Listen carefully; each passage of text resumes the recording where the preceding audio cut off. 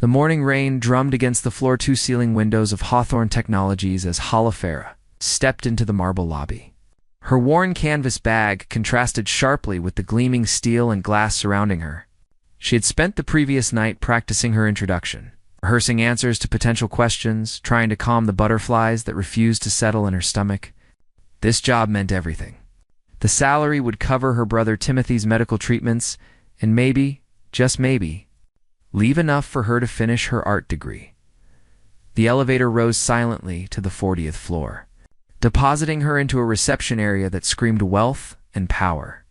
Chrome fixtures caught the gray morning light, and abstract paintings that probably cost more than her entire apartment decorated the walls. A sharp-faced receptionist barely glanced up as Halafera approached. "I'm here to see Mr. Hawthorne. I'm the new personal assistant." The woman's eyes swept over Halafera's simple dress and practical shoes with thinly veiled disdain. "Through those doors, he's expecting you." Julian Hawthorne sat behind a desk carved from a single piece of black walnut, his attention fixed on multiple computer screens. He didn't look up as Halafera entered. She waited, feeling the seconds stretch into an uncomfortable eternity. Finally, he raised his eyes, and she felt the full force of his scrutiny. His features were sharp and aristocratic, his dark suit perfectly tailored, and his gaze held the coldness of someone who had learned to trust no one. "You're late," he said flatly. Halafera glanced at her phone. "Sir, I'm actually 3 minutes early." In my world, early is on time. On time is late. His voice carried no warmth, only assessment. "I've read your resume. Art student, part-time waitress. No relevant experience. Tell me why I shouldn't end this interview right now." She straightened her shoulders, meeting his challenging stare. "Because I'm honest, hardworking, and I learn fast. I don't make the same mistake twice, and I don't give up easily." Something flickered across his face, too quick to identify. Everyone says they're honest until the price is right. Everyone claims they're hardworking until something better comes along. Words are cheap. Then judge me by my actions, not my words. For 3 weeks, Halafera proved herself through those actions. She arrived before Julian each morning, organized his chaotic schedule with quiet efficiency, and anticipated his needs before he voiced them. She never complained about the long hours or his curt responses. She learned the names of his key partners, memorized his coffee preferences, color-coded his calendar system until it ran like clockwork. Yet Julian remained distant, his comments laced with suspicion. When she stayed late to finish a presentation, he remarked that she was probably trying to impress him. When she declined an expensive lunch with a vendor, he suggested she was playing hard to get. Each small act of professionalism was twisted into evidence of ulterior motives. Mrs. Patterson, Julian's elderly housekeeper who occasionally visited the office, was the only person who showed Halafera genuine kindness. The silver-haired woman would bring homemade cookies and share stories about Julian's childhood, painting a picture of a boy who once believed in people before the world taught him otherwise. "He wasn't always like this," Mrs. Patterson confided one afternoon over tea. "His mother abandoned the family when he was 12. Then his fiancée Camilla took millions from him before disappearing with his former best friend. The betrayals changed him." Halafera felt a pang of sympathy, but it didn't excuse his treatment of her. She was tired of being judged for crimes she hadn't committed, tired of having her integrity questioned at every turn. The breaking point came at the annual Hawthorne Foundation Charity Gala. Julian had insisted Halafera attend to manage the silent auction logistics. She wore her only formal dress, a simple navy gown she'd found at a thrift store. Among the designer labels and dripping jewels, she felt like an imposter. Julian arrived with a stunning woman on his arm, a corporate attorney named Veronica, who treated Halafera like part of the furniture. Throughout the evening, Halafera coordinated with the caterers, ensured the auction ran smoothly, and handled a technical glitch with the sound system. She was exhausted but satisfied that everything had gone perfectly until Julian's speech. "I want to thank my team for making tonight possible," he said from the stage, his voice carrying across the ballroom. "Though I've learned the hard way to keep a close eye on those who handle money. Some people see charity work as an opportunity rather than a calling. His gaze landed on Holofera for a fraction of a second, but it was enough. Conversations around her stuttered. Eyes turned in her direction. The implication hung in the air like poison. She felt her face burn with humiliation. Her hands trembled as she set down her clipboard. Everyone in the room now thought she was a thief, or worse, that Julian suspected her of being one. The careful professional reputation she had built crumbled in an instant. Rather than cause a scene, Holofera slipped out to the terrace. The cold night air bit at her bare arms, but she welcomed the physical discomfort as a distraction from the emotional pain. She leaned against the railing, fighting back tears. Maybe her mother had been right. Maybe she didn't belong in this world of glass towers and seven-figure bank accounts. That was subtle, a voice said behind her. She turned to find an older gentleman in a distinguished tuxedo. His kind eyes and warm smile reminded her of her late father. "I'm sorry, I don't understand." "Julian's little performance? I've known that boy since he was in diapers. His bark is worse than his bite, but that doesn't make it hurt any less." He extended his hand. "Theodore Blackwell, board member and family friend?" "Holofera Chen," she managed, shaking his hand. "I've been watching you tonight, my dear. Watching how you handle problems without drawing attention. How you treat the staff with respect. How you keep everything running without needing credit or recognition. Those aren't the actions of someone chasing money." His words unlocked something inside her. The tears finally came, quiet and unstoppable. Theodore handed her his handkerchief. "Julian's been hurt badly. He sees threats everywhere now, especially in people who might actually care about him. But I suspect you already know that. Knowing why doesn't make it easier to endure." "No, it doesn't. But perhaps understanding his wounds will help you decide whether he's worth the effort of proving him wrong." Holofera remained on the terrace, turning his words over in her mind.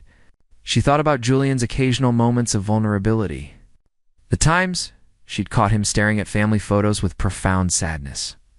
The way he'd quietly doubled the salary of an employee facing medical bills. There was good in him, buried under layers of protective cynicism.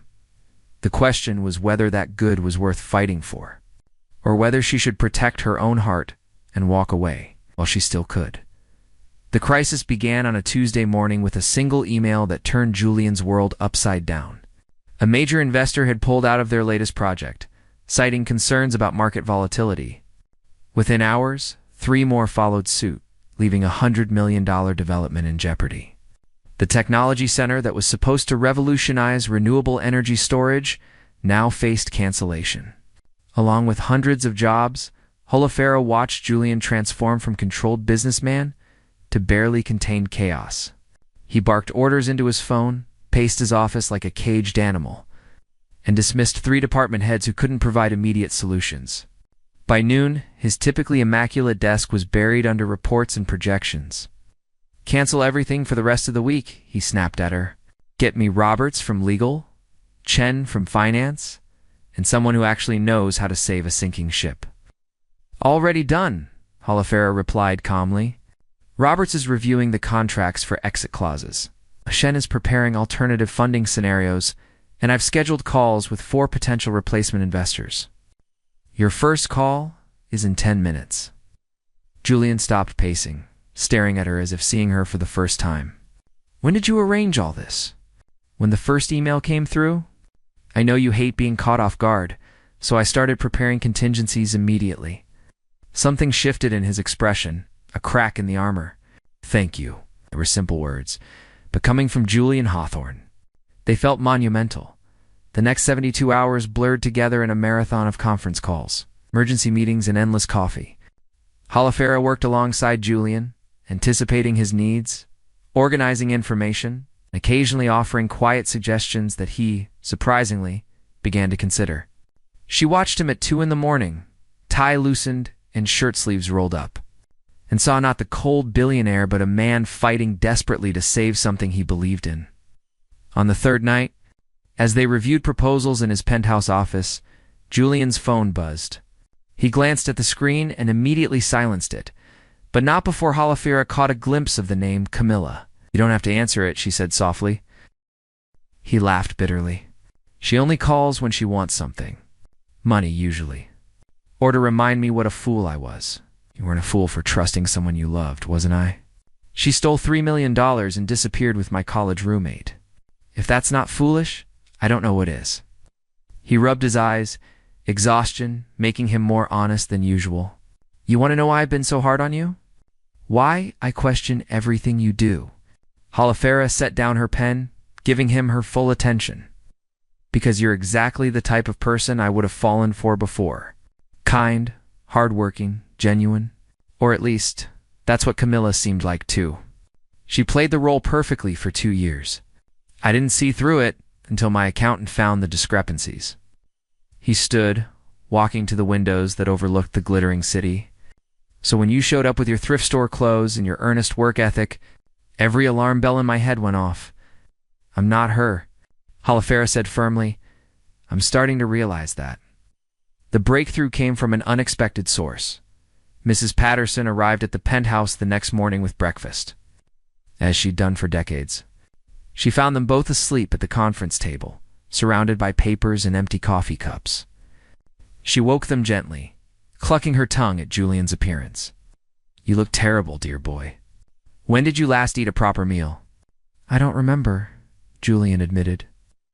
Accepting the plate of eggs and toast she offered, Mrs. Patterson turned to Halafera with concern. And you, child? Are you taking care of yourself? I'm fine, Mrs. Patterson. Thank you for asking. The housekeeper studied her for a long moment. You know, I've worked for this family for 35 years. I've seen assistants come and go, each one trying to climb the ladder or snag themselves a wealthy husband. But you're different.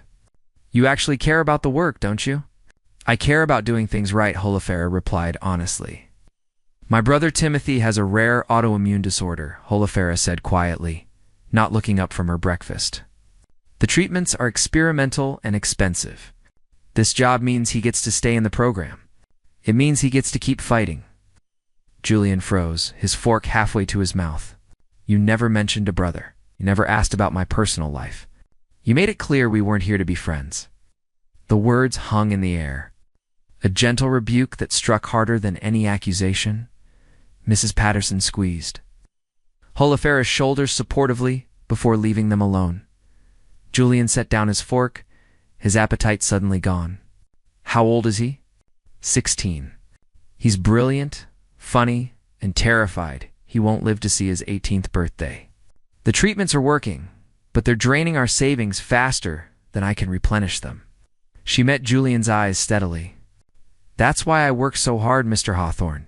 Not to steal from you or manipulate you, but because every paycheck means my brother has a future. He felt something crack open in his chest, a pain that was somehow cleansing. Why didn't you tell me this during your interview? Because I wanted to be hired for my skills, not your pity. I don't want charity. I want to earn what I'm paid. Julian stood abruptly, walking to the window. The morning sun was painting the city gold, and he felt the weight of his own cruelty crushing down on him. He had spent weeks tormenting this woman, questioning her integrity, publicly humiliating her, all while she carried a burden that would have broken most people. I've been a complete bastard to you, he said quietly. Yes, you have. Her honesty surprised a laugh out of him, short and sharp. Most people would try to soften that. You said you wanted actions, not words. Well, the action of pretending you haven't hurt me would be dishonest. He turned to face her, and for the first time, she saw genuine remorse in his eyes. If I could take back the gala speech, I would. If I could erase every suspicious comment and doubtful look, I would. You've been nothing but professional and dedicated, and I've treated you like a criminal waiting to strike. Why the change of heart now? Because I've watched you for 3 days straight. I've seen how you handle pressure, how you think 10 steps ahead, how you never complain, even when you're exhausted. And I heard you on the phone with your brother yesterday. Halafera's eyes widened.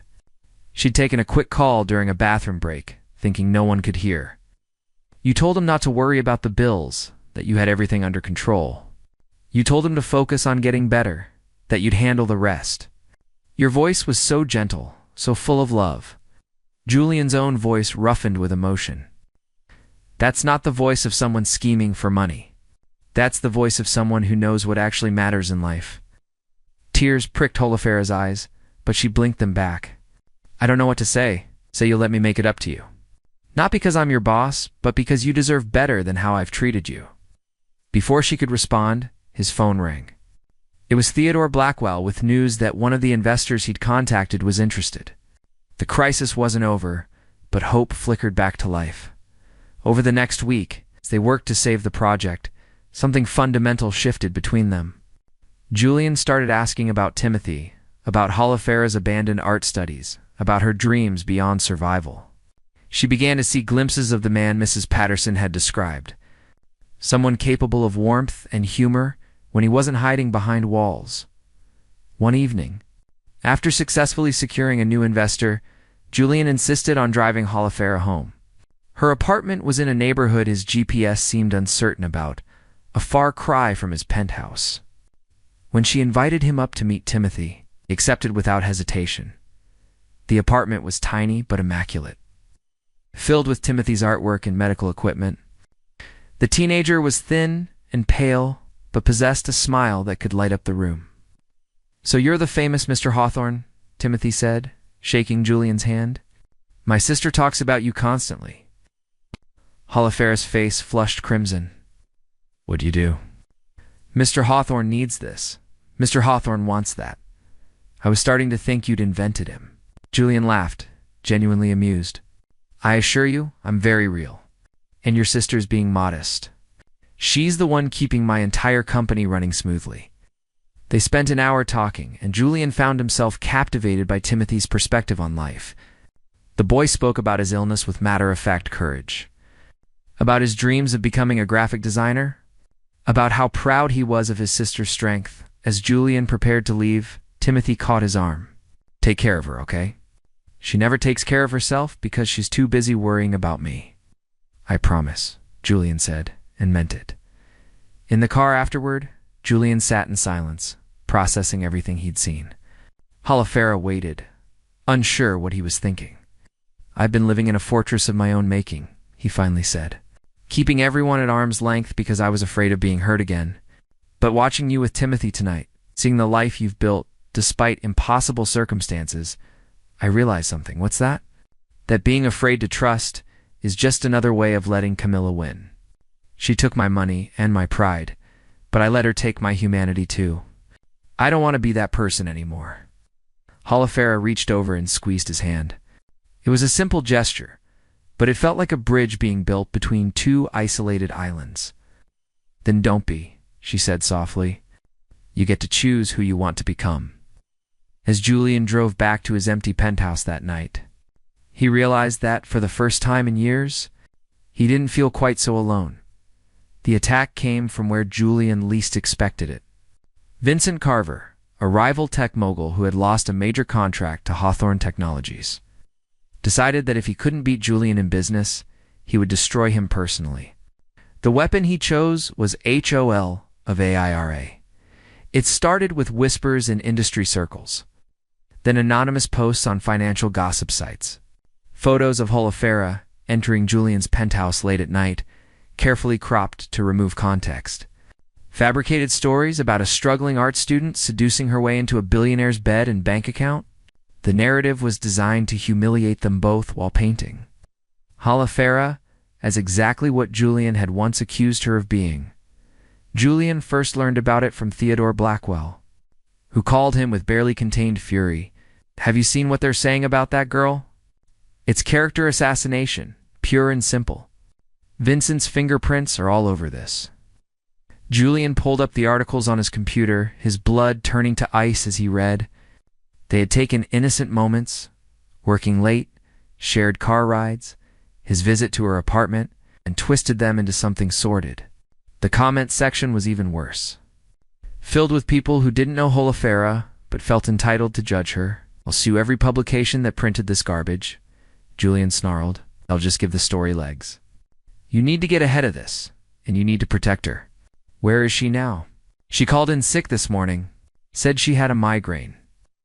Realization hit him like a truck. She's already seen it.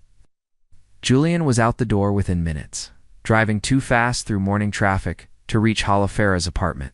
He pounded on the door until Timothy answered, his young face tight with worry. "He won't come out of her room." She's been crying since last night. Julian's heart clenched. Can I see her? Timothy hesitated, then nodded. Room on the left. But be warned, she's really upset. He found Halifera curled on her bed, still in yesterday's clothes, her eyes swollen from tears. The laptop beside her displayed one of the vicious articles. When she saw him, she sat up quickly, trying to compose herself. You shouldn't be here. It'll just make things worse. I don't care what anyone thinks. I came to make sure you're okay. Okay? Her laugh was hollow. My name is being dragged through the mud across the internet. People I've never met are calling me a gold digger, a manipulator, worse. My professors have seen this. Timothy's doctors have probably seen this. And it's all lies. But that doesn't matter, does it? The damage is done. Julian sat on the edge of the bed, careful to leave space between them. Vincent Carver is behind this. He's trying to hurt me through you. Then he succeeded. Because I can't work for you anymore. Every time we're seen together, it'll just fuel the story. I'll find another job somehow. I'll manage. No. The word came out harder than he intended. You're not quitting. You're not letting him win. This isn't about winning. Halifera's voice broke. This is about my reputation, my dignity. I've worked so hard to build a life, to support Timothy, to prove that I'm more than my circumstances. And now everyone thinks I'm exactly what you accused me of being on my first day. The reminder of his own cruelty hit Julian like a physical blow. I was wrong about you. Completely inexcusably wrong. Being wrong in private is one thing, but this is public. This is permanent. Years from now, when someone searches my name, this is what they'll find. Julian's phone buzzed insistently. His PR team, his lawyers, his board members, everyone wanting to know how to handle the scandal. He silenced it all. Then we changed the narrative. We tell the truth. The truth. Halifera shook her head. That I'm your assistant, who works hard and goes home to take care of her sick brother? That's not sexy enough to compete with their lies. No, the truth that I fell in love with you. The words hung in the air between them, impossible to take back. Halifera's eyes widened, her breath catching. What did you say? Julian ran his hands through his hair, suddenly feeling more vulnerable than he had in years. I didn't plan to tell you like this. I wanted to wait until the crisis was over, until I could do it properly. But sitting here, watching you hurt because of my world, my enemies, I realize I can't wait anymore. Julian, you don't love me? You barely tolerate me most days. That's not true and hasn't been for weeks. He moved closer, his voice urgent. Yes, I was terrible to you at first. Yes, I questioned your every move and treated you with suspicion you never deserved. But somewhere between your quiet competence and your fierce dedication to your brother, between your refusal to accept unearned gifts and your ability to see through my defenses, I fell for you. Halifera stood abruptly, pacing the small room. This is insane. You're a billionaire. I'm a struggling art student who can barely keep her head above water. We live in different worlds. I used to think that mattered. I used to think wealth and status were what separated people into categories. But you've shown me something different. You've shown me that integrity, kindness, and strength of character matter more than any bank balance. He stood too, closing the distance between them. When I'm with you, I'm not Julian Hawthorne, the CEO. I'm just a man who wants to be better than he was. I'm scared, she whispered. What if Vincent is right? What if I am just a poor girl reaching above her station? Then we're all reaching. Every single one of us trying to be more than our circumstances, to build something meaningful. There's no shame in that. He cupped her face gently, wiping away a tear with his thumb. But you're not reaching, Halifera. You're standing exactly where you belong on your own merit and your own strength. She searched his eyes, looking for any hint of deception or pity. What she found instead was raw honesty and something that looked terrifyingly like love. If we do this, if we're together, it won't be easy. People will always assume the worst. They'll say I'm using you, that you're slumming. We'll be scrutinized constantly. Let them talk. I spent years hiding behind walls to protect myself from being hurt. But the irony is, those walls didn't protect me at all. They just made me lonely and bitter. You walked into my life and slowly dismantled every defense I had. You made me remember what it feels like to trust someone, to care about someone beyond myself. Halafera felt her own walls crumbling. You really hurt me, you know? Those first weeks, the things you said, the way you looked at me like I was already guilty. I know, and I'm so sorry. If I could go back and change it, I would. But I can't.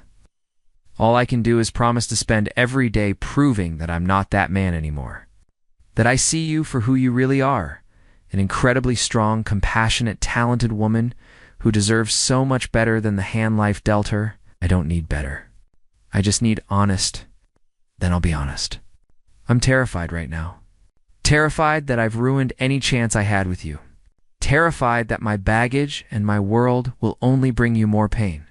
But I'm more terrified of not taking this chance, of letting you walk away and spending the rest of my life wondering what we could have been.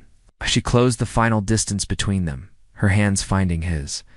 I'm terrified too, of being hurt again, of not being enough, of disappointing Timothy by making a choice based on my heart instead of practical necessity. What does your heart want? Halafera took a shaky breath. It wants to believe that this is real, that a man like you could actually care about a woman like me, that we could build something together despite everything against us. Then believe it, because it's the truest thing I've ever felt. He kissed her then, soft and tentative at first, as if she might shatter. But when she kissed him back, it deepened into something profound, a promise and an apology and a beginning all at once. When they finally broke apart, Halafera rested her forehead against his. What do we do about Vincent? About the articles? We hold a press conference. Today we tell everyone exactly who you are and what you mean to me. No hiding, no spinning, just the truth. That's a terrible PR strategy, he laughed. Probably. But I'm done playing games. If I've learned anything from you, it's that honesty is its own power. That afternoon, Julian called an emergency press conference at Hawthorne Technologies. The media descended like vultures, expecting scandal and fireworks. What they got instead was something entirely different. Julian stood at the podium, Halafera beside him, their hands clasped together. I've called you here today to address the rumors circulating about Ms. Chen and myself. Yes, Halafera works as my personal assistant.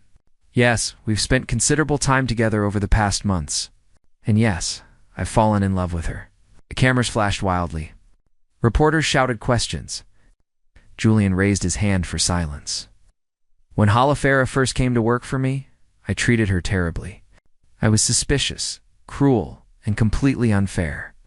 I judged her based on my own past hurts rather than seeing her for who she actually is.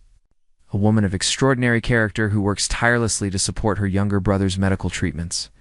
A woman who has never once asked me for anything beyond her earned salary. A woman who turned down expensive gifts because she values her integrity more than material gain. He turned to look at Halafera, his voice softening.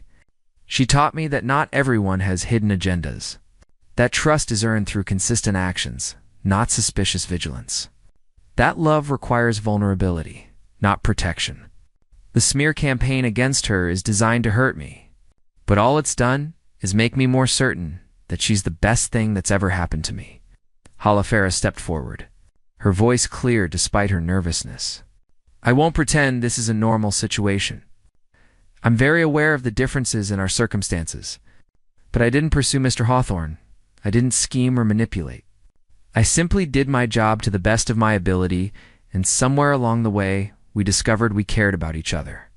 If that makes me a gold digger in your eyes, then your definition needs examining. Theodore Blackwell, watching from the audience, smiled broadly. Mrs. Patterson, seated beside him, dabbed at her eyes with a handkerchief. The questions came rapid fire after that. Some supportive, others skeptical. But Julian and Halafera answered them together, their united front making it clear this wasn't a scandal. It was a love story. Vincent Carver's plan backfired spectacularly. Public opinion, which had been turning against Halafera, swung dramatically in her favor. People were moved by her story, by Timothy's illness, by Julian's honest admission of his own faults. The narrative shifted from gold digger seduces billionaire to cynical billionaire learns to love again. 3 months later, Timothy's treatments showed remarkable improvement. Julian had quietly connected them with the best specialists and covered the costs, though he swore Holofera to secrecy. "It's not charity," he insisted. "It's family taking care of family." Holofera returned to her art studies part-time. With Julian's encouragement and financial support that she accepted only after he structured it as an investment in a future artist. Her first gallery showing featured portraits of the people who mattered most. Timothy, laughing despite his illness. Mrs. Patterson in her kitchen, Julian with his walls finally down. On the night of her gallery opening, Julian pulled her aside into a quiet corner. "I have something for you," he said. Producing a small box, Holofera's heart hammered. "Julian, if that's what I think it is, it's not. Not yet." "Open it." Inside was a delicate silver bracelet engraved with a simple phrase, "Walls can fall." It's to remind us both that the barriers we build to protect ourselves often just keep us prisoners. "You freed me from mine, Holofera. You showed me that being vulnerable isn't weakness, it's courage." She clasped the bracelet around her wrist, blinking back tears. "You freed me too. From the belief that I had to do everything alone, that asking for help was failure, that people like you and I couldn't possibly understand each other. We're quite a pair, aren't we? Two broken people who somehow made each other whole." "Not broken," she corrected. "Just human. Complicated, flawed, scared, but trying." He kissed her forehead, then her cheeks, then finally her lips. "I love you, Holofera Chen. Not despite your circumstances, but because of how you've faced them. Not despite our differences, but because of how you've taught me to see beyond them. I love you too, Julian Hawthorne. Even when you're stubborn and arrogant and frustratingly overprotective, especially then. Especially then." Across the gallery, Timothy chatted excitedly with art critics about his sister's work. Mrs. Patterson showed Theodore photos on her phone, both of them beaming with pride. Vincent Carver had quietly retreated after his plan collapsed. His reputation damaged far more than Julian's had ever been. The story of the billionaire and his assistant became legend in their circles. But not for the reasons the gossip sites had hoped. It became a reminder that first impressions can be wrong, that people can change, and that love sometimes blooms in the most unexpected places years later. When their children asked how they met, Julian and Holofera would share the whole story. The good and the bad, the cruelty and the redemption. Because they both understood that the beauty of their relationship wasn't that it had been easy, but that they'd chosen each other despite everything. "You're nothing but a gold digger," Julian had once said. His words dripping with contempt, but a midnight confession changed everything, revealing that sometimes the person we judge most harshly is exactly the person we need most. And sometimes, admitting we were wrong is the first step toward becoming right in the end. Julian's walls didn't just fall, they transformed into bridges. And Holofera's quiet strength didn't just endure, it flourished. Together, they built something neither could have achieved alone. A love based not on perfection, but on honest, vulnerable, courageous authenticity. The midnight confession hadn't just changed Julian's opinion of Holofera. It had changed his understanding of himself, of what mattered, of what it meant to truly see another person. And in being seen, in being known, despite all his flaws and fears, he finally found the peace that had eluded him for so long. "I was wrong about you," he whispered to her on their wedding night. 2 years after that first terrible day in his office. "I know," she whispered back, smiling. "But you figured it out eventually. That's what matters." And it was. This story explores themes of prejudice, redemption, and the courage it takes to admit when we're wrong. Julian's journey from cynical billionaire to vulnerable partner mirrors. Holofera's journey from defensive survivor to trusting lover. Both had to overcome their fears, their past hurts, and their own preconceptions to find each other. The midnight confession wasn't just Julian admitting his feelings. It was him confessing his failures, his wounds, and his desire to be better. True change requires acknowledging past mistakes. And true love requires accepting someone's whole story, including the chapters that aren't pretty. In the shimmering heart of San Francisco, where skyscrapers kissed the foggy sky, William Royce lived a life most could only dream of. A tech visionary in his late 30s, William was the man behind Royce Innovations, a groundbreaking company that had revolutionized artificial intelligence. To the world, he was a symbol of success, brilliant, driven, and untouchable. But beneath the polished surface of his life lay an emptiness he could no longer ignore. Just days away from his grand wedding to Isabella Hart, a supermodel and media darling, William believed he had finally found the missing piece of his perfect life. Isabella was everything society deemed enviable, stunning, poised, and adored by millions. Yet William's heart longed for something deeper, though he couldn't quite define what it was. The story takes a sharp turn one fateful evening, when William's world crumbles in a way he never anticipated. While driving past a luxury hotel, his eyes lock onto a sight that sends a cold shiver down his spine. Isabella, his fiancée, passionately embracing another man. The betrayal cuts him deeply, unraveling the carefully constructed narrative of his seemingly ideal life. As the sun sets over the bay, William stands at a crossroads. He is no longer the calm, calculated innovator the world admires.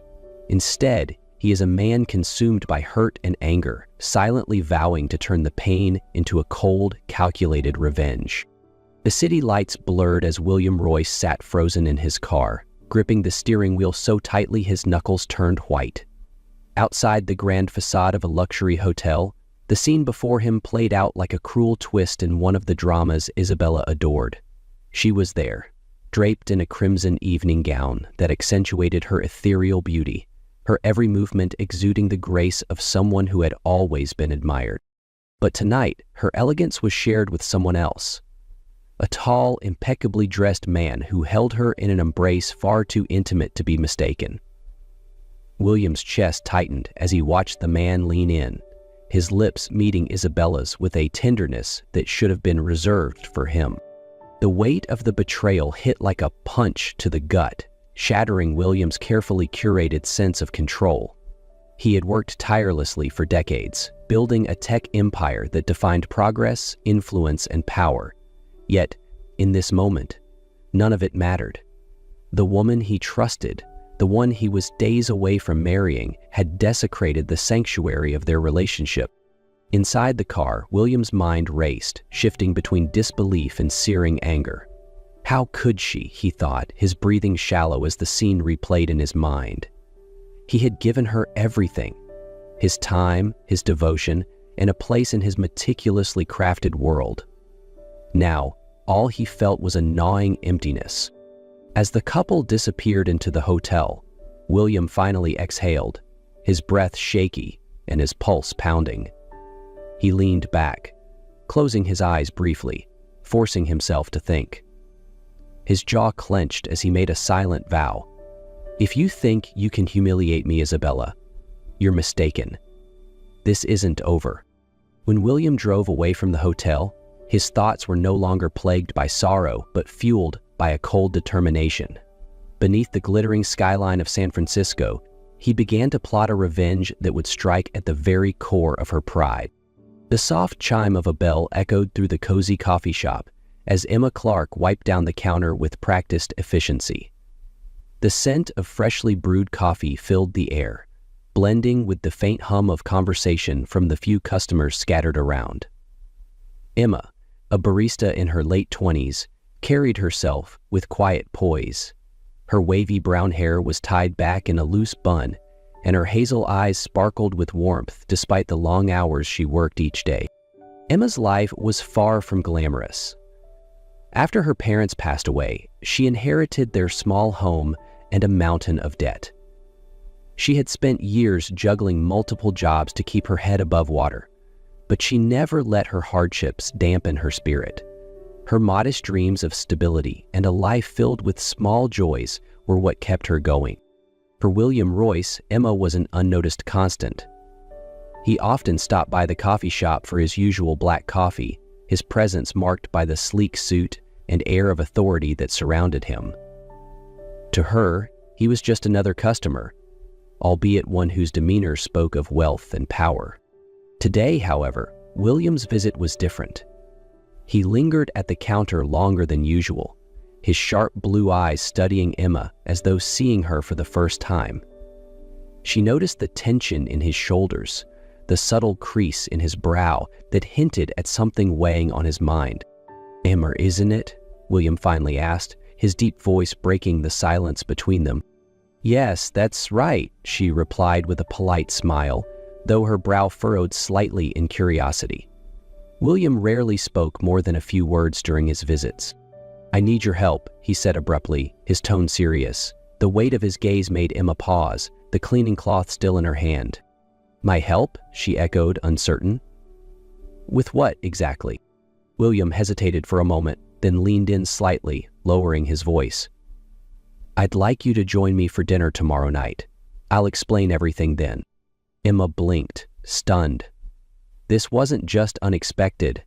It felt like the opening act of a story she couldn't yet comprehend. The next evening, Emma Clark stood in front of the mirror in her modest apartment, staring at her reflection with a mix of disbelief and nervousness. She had spent most of the day debating whether to go. The offer from William Royce, the enigmatic billionaire she barely knew, seemed almost surreal. Why would someone like him invite her, a coffee shop barista, to dinner? What could he possibly want? She had initially declined, but William's persistence had been as surprising as it was convincing. "I promise you won't regret it," he had said with a tone of finality, leaving her no room for further argument. Now, as the hour approached, her nerves were in overdrive. Wearing a simple black dress she had owned for years, Emma decided she would go, not out of curiosity, but to understand what this unusual request was truly about. When Emma arrived at the restaurant, it felt like stepping into another world. The rooftop venue, overlooking the sparkling San Francisco skyline, was a picture of luxury she had only ever seen in movies. The dim lighting, soft jazz music, and clinking glasses painted a scene far removed from her daily life. William was already there, seated at a table near the glass railing. He looked effortlessly commanding in a tailored navy suit, his eyes scanning the crowd until they landed on her. Rising to greet her, he gestured toward the seat opposite him. "You came," he said simply, a hint of approval in his tone. Emma sat down cautiously, her hands folding nervously in her lap. "I almost didn't. I'm still not sure why I'm here." William leaned back in his chair, studying her as though weighing how much to reveal. "Let's just say, I need someone different for tonight. Someone who isn't part of this world." His cryptic response only deepened Emma's curiosity, but before she could press further, a familiar voice broke through the ambiance. Well, William, who's this?" Emma turned to see a stunning blonde woman approaching the table, her designer dress and air of confidence unmistakable. Isabella Hart. Emma's presence had not gone unnoticed, and the confrontation that followed would change the course of the evening. The air at the rooftop restaurant seemed to grow heavier as Isabella Hart, William's ex-fiancée, approached their table. Her every step was deliberate, her designer heels clicking against the polished floor with an authority that turned heads. Draped in an emerald gown that shimmered under the soft lights, she exuded an aura of untouchable elegance. But her piercing gaze was fixed squarely on Emma, her expression a mix of curiosity and disdain. "William," Isabella purred, her voice smooth but laced with an edge. "I didn't realize you'd moved on so quickly. And, with someone so unique." Her eyes swept over Emma, taking in her simple black dress and modest demeanor. Emma's cheeks flushed, but she held her head high. Despite her unease, she refused to shrink under Isabella's gaze. William, however, remained calm, his lips curving into a faint, deliberate smile. "Isabella," he greeted smoothly, rising from his seat. "I didn't expect to see you here tonight." "Clearly," Isabella replied, her tone sharp. "I thought we'd agreed to keep things civilized." William's expression didn't falter. "This is Emma Clark," he said, gesturing toward her. "She's my date tonight." Emma blinked in surprise at his words, her mind racing. Date? That hadn't been part of their brief conversation earlier. She looked up at William, but his composed expression gave nothing away. Isabella's laugh was a melodic but cold sound. "Your date? Really, William? Is this some kind of joke?" William's gaze hardened, the smile fading from his lips. "Not at all. Emma is here because I wanted her to be. And frankly, she's a refreshing change from the superficiality I've grown accustomed to." The words cut through the tension like a blade, and for a moment, Isabella looked genuinely taken aback. But she quickly recovered, her mask of confidence slipping back into place. Emma, meanwhile, struggled to process the situation. She didn't know whether to feel flattered or humiliated, but she couldn't remain silent any longer. Taking a deep breath, she spoke, her voice calm but firm. "I'm not here to compete with anyone," Emma said, meeting Isabella's gaze directly. "And I'm certainly not here to be part of some game." The honesty in her words seemed to hang in the air, silencing the growing whispers around them. Even William glanced at her, a flicker of surprise in his otherwise composed demeanor. Isabella's eyes narrowed, her polished smile tightening. "Well, William, I hope you know what you're doing." "We always do," he replied coolly, his eyes not leaving Isabella's. As Isabella turned and strode away, the tension around the table began to ease. But for Emma, the night had only just begun. She couldn't shake the feeling that she had been drawn into something far bigger than herself. The night grew quieter as Isabella disappeared into the crowd, leaving William and Emma alone at their table.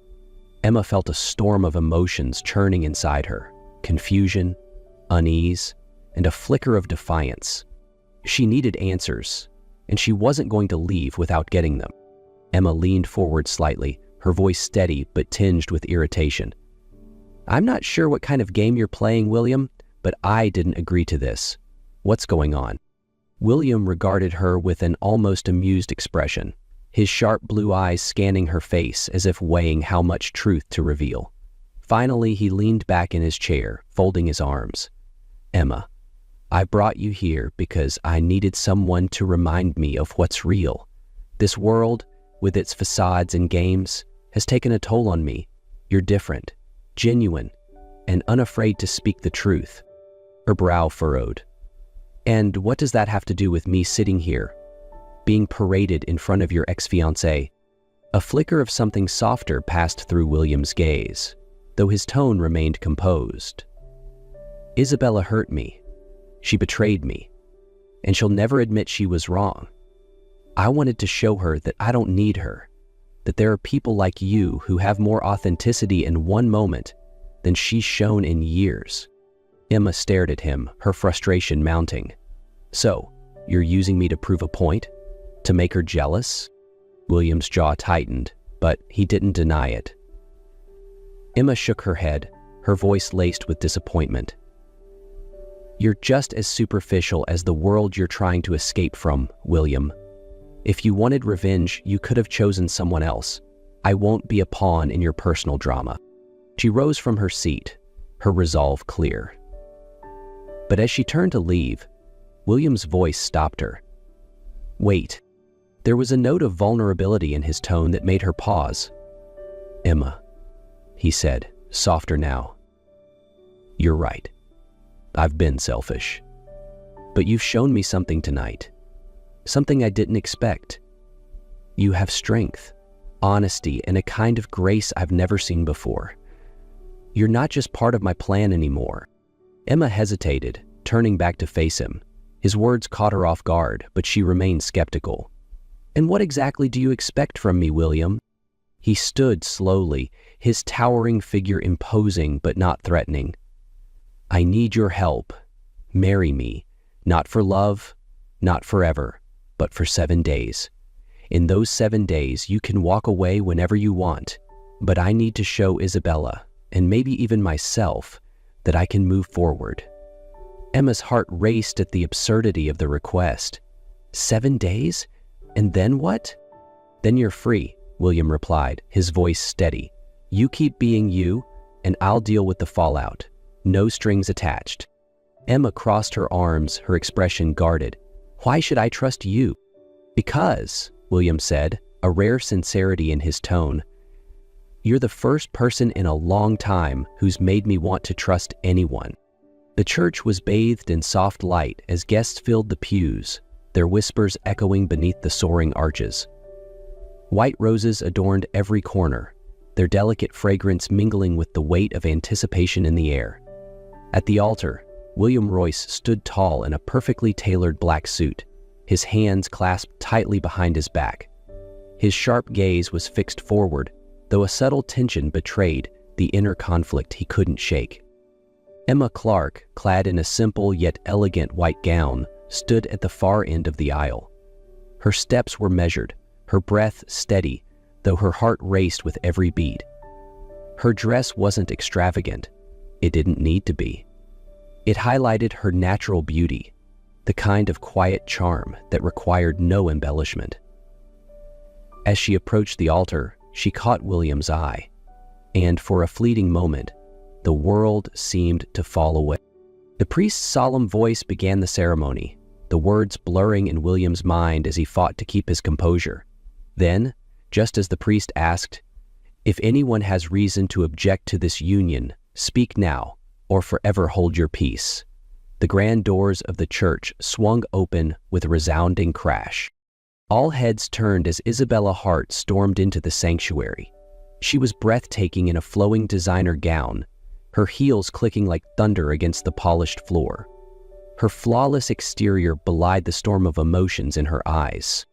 "William," she called out, her voice trembling but defiant. "Stop this wedding. This isn't right." Emma froze, her hands tightening around the bouquet. William turned slowly, his expression unreadable as Isabella marched toward him. "William," Isabella pleaded, her voice breaking, "I made a mistake. I was foolish, but I love you. Don't throw away what we had." The room was silent, save for the quiet gasps of the guests. Emma's steady gaze met William's, a silent invitation for him to make his choice. She stepped back slightly, her composure unwavering. "William," Emma said softly, her voice steady and calm, "this is your choice. Don't let anger cloud it, and don't let pride guide it. Choose what feels true to you." William looked between the two women, his mind a whirlwind. Isabella, with her fiery beauty and commanding presence, represented the life he thought he wanted. But Emma, with her quiet strength and unshakable authenticity, had shown him something deeper. Taking a deep breath, he turned to Isabella. "What we had was beautiful," he said, his voice firm but laced with sadness. "But it wasn't built on trust or truth. Emma, she's shown me what those things look like." Isabella's eyes filled with tears as William turned back to Emma. His decision was clear. "Father," William said, his voice resolute, "please continue with the ceremony." The priest nodded, and as the vows were exchanged, the tension in the room dissolved. When the time came, William leaned forward, his kiss filled not with vengeance, but with gratitude and the promise of a new beginning. The warm glow of the evening sun filtered through the windows of William Royce's grand mansion as he carried Emma across the threshold. Her soft laughter filled the air as her wedding gown trailed gracefully behind them, a stark contrast to the whirlwind of emotions that had brought them here. "You didn't have to carry me," Emma teased, her cheeks flushed. "This wasn't in the contract." William smirked, setting her gently on her feet. "True," he replied, his tone light but tinged with something deeper. "But there's something about tradition I'm starting to appreciate." Emma stepped back, her expression shifting to one of quiet seriousness. "William," she began, her voice steady, "I agreed to this marriage under certain conditions, but there's something you need to know before we go any further." William's brow furrowed, his curiosity piqued. "What is it?" he asked, stepping closer. Emma drew in a deep breath, her hands clasping together as she gathered her courage. "I'm not here to play a role in anyone's revenge," she said firmly, "and I'm not here to save you. This may have started as a contract, but if we're going to move forward, It has to be real. For both of us. William looked at her for a long moment, his sharp gaze softening. I thought I brought you into this for one reason, he admitted. But now I realize you've given me something I didn't know I needed. A chance to start again. Emma's lips curved into a small smile. And what does starting again look like for you? Like this, William said simply, taking her hand. No contracts, no schemes, just you and me, figuring it out together. That night, the mansion wasn't filled with grand celebrations or extravagant displays. Instead, it was quiet, intimate, a beginning built on something neither of them had expected to find. Trust.